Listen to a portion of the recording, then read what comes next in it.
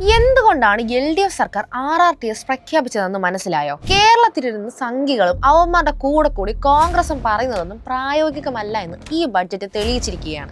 RRTS നഗരവികസന മന്ത്രാലയവുമായി ബന്ധപ്പെട്ടാണ് പ്രാഥമിക പ്രവർത്തനങ്ങൾ ആരംഭിച്ചത്. ഇത് നമ്മൾ ചെയ്തില്ലെങ്കിൽ ഒരിക്കലും ഇതൊന്നും കേരളത്തിന് കിട്ടില്ല. ഇന്ത്യയിലെ തന്നെ ഏറ്റവും വികസിതമായ മാനവിക സൂചികകളിൽ ഒന്നാമത് നിൽക്കുന്ന ഇന്ത്യയിലെ തന്നെ ഏറ്റവും പ്രാധാന്യമുള്ള വിഴിഞ്ഞം പോർട്ടുള്ള ജനസാന്ദ്രത കൂടിയ കേരളം. അങ്ങനെ സമസ്ത മേഖലയിൽ ഒന്നാമതുള്ള കേരളത്തിനെ അവഗണിച്ചു കൊണ്ടുള്ള ഒരു അതിവേഗ റെയിൽ പദ്ധതി. നിങ്ങളൊന്ന് ആലോചിച്ച് നോക്കൂ.